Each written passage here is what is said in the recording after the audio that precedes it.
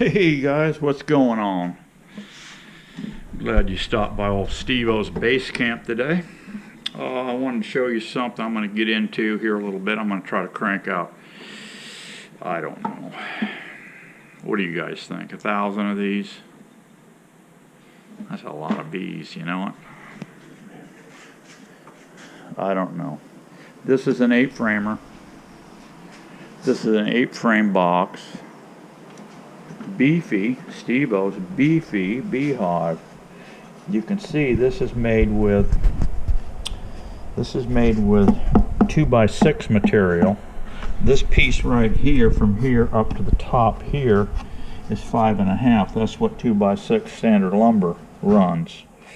So I took 2 pieces and I scored it, roughed it up with a hacksaw blade. Then I glued them together to create this box. And here's the plan. I need more nooks, and I need 2 framers. I've got plenty of 5s. I think I'm going to have a better scenario with 2 framers. It's just going to tighten them up, because if you use the 5, I'm only going to be utilizing 2 frames until my queen hatches. Then I can snatch these out. I evaluate her laying pattern, okay? Then I can snatch her out of there. I can cage her, I can sell her, I can go ahead and start another nook with her. And that's basically, I think, what I'm going to do. But I could take, once I evaluate her, and she looks like a good queen. If she doesn't look like a good queen, I'm going to pinch her little head off and try again. But I'm going to give her every chance in the world to, to prove herself. And then if she proves herself, she's going to go over in a 5-frame nook, because that's what I want to do, sell for 5-frame nooks. I want to sell them by the friggin' hundreds if I can. We'll just see how it goes this year. But yeah, so here's my thought. Make this board. You'll notice that this is 3/4 plywood, by the way. Just an exterior plywood. It's the cheaper stuff. And it's just the sides that are made with 3/4 plywood. These ends are all out of 2-inch stock. And what I like about these is I can set up a table saw, set it for 3/4 depth on the blade, and set my fence for 3/4 in to create this. All right? And when I do that, I have this piece left over. That's plenty of handle. You have to pre-drill them. There's 3 screws here. But with a little small hive like this I'm creating, I just put 2 screws in here. But you do glue it and screw it. And this is just glued, this joint here, where the 2x6 join. Well, this is thicker. Right now, let me flip this up for you and show you what I've got. It's 9 5/8. But you'll notice here that this frame is right there touching the bottom. All right. Well, with this box here, I've got additional floating bottom boards that you've seen. These nooks are not going to have it. They're going to be screwed, a bottom screwed right onto the bottom of this hive. So what am I going to do? I want a little more elbow room, so I'm going to make them 10-inch. I'm going to make these 10-inch. That way the bees will have plenty of space there. You'll notice here also, when I create that 3/4 by 3/4 cut, these do this number. And see, that jams up, right? But it's still on the thing. But what I do, once I set my hive down on the location where they're going to go, I quickly go in here and adjust these. Don't take but a second. Pull the lid off and get them like this. So that way you've got bee space here, you've got bee space here. So it's just a quick adjustment. Granted, your nice pretty Day-Day hives at the factory come out, they've got the appropriate, once you drop the frames in, they come in just really close right here. They come in close, but yet you have the appropriate bee spacing, Well, with Steve-O's, you got to do a little tricky adjustment, but it's no big deal, in my opinion. So, what am I going to do for width? I'm going to cut these ends, because you'll notice that these are screwed, 3 screws, into this nice thick meaty part, this nice thick lumber here. That's what makes that's the beauty of these things. You don't need all those fancy box joints. I've got a 3-inch screw going in here. Now obviously I don't need a 3-inch screw when I create a box, because these boxes on this inside material, right there's my mark. From there to there, that wall to that wall is 3.5 inches. 3.5 inches to that mark. That gives you this much space here.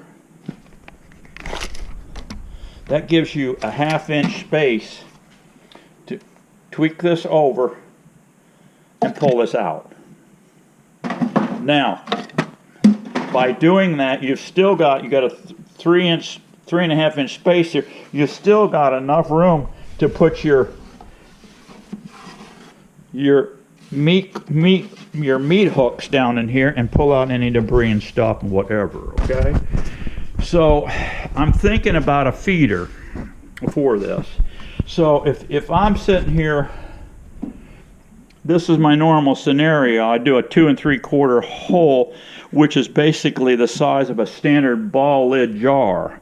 Well, these are wide mouths. I've gone to wide mouth. I've done away with the metal lids because they're ridiculous, and you get about 2 feedings out of it. Then they rust up and seize up. Now you got to go in, run under hot water and sit there and get them really hot, and then take like a butter knife and bang on the edge to loosen it up. Well, you don't have that issue with the plastic ones, and you just melt holes in. Now I'm thinking here, because this is so wide, see, and you're not going to have, you do a 2 3/4 hole in there, there's not a lot of meat. Now they'll be centered. These will be centered pretty much, and what I'll do is kind of install my cell. When I put my queen cell in these minis, I'll move her down away from this hole. I'll move her down so she's not getting, that cell's not getting dripped and covered with sugar water, whatever, you know, when you flip it. I'll bring it down. But my thought is to get, you know, those Gatorade, what are they, 16 ounces or whatever they are? The Gatorade bottles, they got kind of a heavy wall on them and a thick cap. I'm thinking about getting some of those, and if I can find somebody, I think my son drinks that nasty stuff. I hate to just buy it and then dump it on the ground, but I'm not going to put that down this pipe right here. No, that stuff, no, we're not doing that. So I'm thinking you guys let me know what you think on it, because I want to put a hole in the lid in the top and install, I think, that Gatorade, because they're about that big around.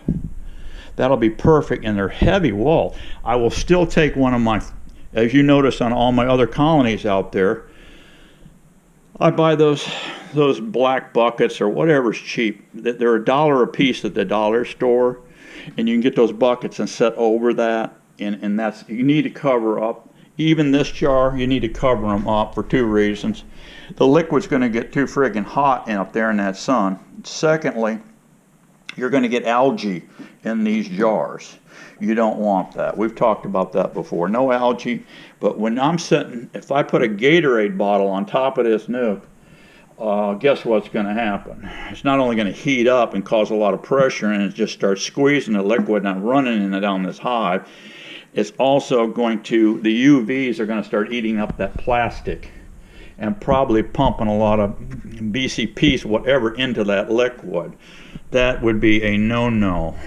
We don't need to poison the bees any more than what they're getting out in the outside wilderness, okay? There's enough garbage going on out there. So that's my whole thought on this. Now the bottom, I will take that little piece, just like I've done here, out of this little 3-inch track. 3.5 inch track and screw it on for a handle. All right, the bottom, what I'm going to do is cut a little piece of plywood, and I don't know if I'm going to come out with a landing or not. Most of these castles you see out there, they don't even have a B landing on them, but I may put a little landing on here and cut a little hole. I may just do it on the side. I may just do it on the side. And then put one of those little wheels. Put a little wheel on it. You can make those yourself. You can get some thick plastic and take your little needle and put a bunch of air holes through there. Put a screw in the center, and then have it where you got your hole where you can turn it. So you can make these up at a bee yard, put the bees in, and then turn that closed over to the air hole side, and then when you get to your permanent stand, turn it. I may put them on the ends yet. I don't know. I'm still thinking. Because, you know, your castles, the guys that take 10 frame boxes and they chop them into four sections.